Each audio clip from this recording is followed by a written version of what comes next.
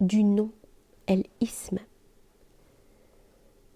La perfection du nommé, majuscule, se manifeste éminemment par le fait qu'il se révèle par son nom à celui qui l'ignore, en sorte que le nom est au nommé ce que l'extérieur est à l'intérieur, et sous ce rapport, le nom est le nommé lui-même. Le sujet d'un nom peut être inexistant comme tel et n'exister qu'idéalement, comme c'est le cas du phénix qui tient toute son existence de son nom et dont les qualités ne se déduisent que de ce nom. Car selon l'allégorie conventionnelle, le phénix signifie ce qui échappe aux intelligences et aux pensées. Aussi le représente-t-on par une figure sans égale dans sa magnitude. Son nom ne résulte donc pas de son essence, mais il est au contraire comme superposé à une conception idéale pour la maintenir à son rang d'existence. Tu comprendras qu'il n'en va pas de même dans l'ordre ontologique, mais que le nom de l'être véritable, majuscule, est une voie à la connaissance réelle du nommé, majuscule. Le nom du phénix est donc, dans l'ordre créé, l'inverse du nom de Dieu dans la vérité. Car si le nommé phénix n'existe pas en lui-même, ce qui est nommé Allah est en lui-même être pur. Comme on n'atteint le phénix que par l'intermédiaire de son nom, et sous ce rapport le phénix existe, de même, il n'y a d'accès à la connaissance de Dieu que par l'intermédiaire de ses noms et de ses qualités. Et tout nom et toute qualité divine étant contenu dans le nom Allah. Il s'ensuit qu'il n'y a d'accès à la connaissance de Dieu que par la voie de ce nom. En vérité, c'est ce nom qui communique réellement l'être et qui conduit vers lui. Il est donc comme le sceau du sens universel, l'aspect métaphysique, donc supra-individuel de l'homme. C'est par lui que l'élu de la grâce s'unit au clément, Ar-Rahman.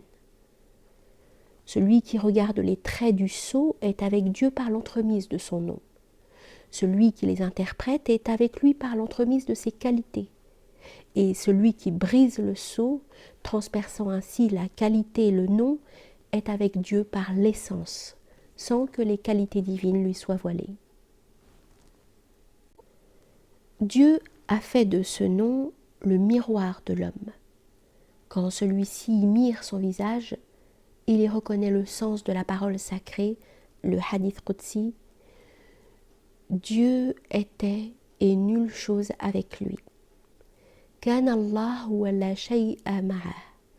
Et c'est alors qu'il lui sera révélé que son ouïe est l'ouïe de Dieu, sa vue, la vue de Dieu, sa parole, la parole de Dieu, sa vie, la vie de Dieu, sa connaissance, la connaissance de Dieu, sa volonté, la volonté de Dieu, et sa puissance, la puissance de Dieu.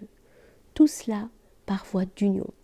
Et il sait dès lors que toutes ces qualités ne se rapportent à lui que par prêt et par transposition, tandis qu'elles appartiennent à Dieu selon leur réalité. Dieu dit dans le Coran, Azza wa Jal, Dieu vous créa et ce que vous faites. Et il dit ailleurs, vous n'adorez hors Dieu que des idoles et vous créez du mensonge. Ici, la faculté créatrice est prêtée à l'homme car c'est Dieu qui crée réellement ce dont il s'agit. Celui qui mire son visage dans le miroir de ce nom, Allah, savoure cette connaissance directement.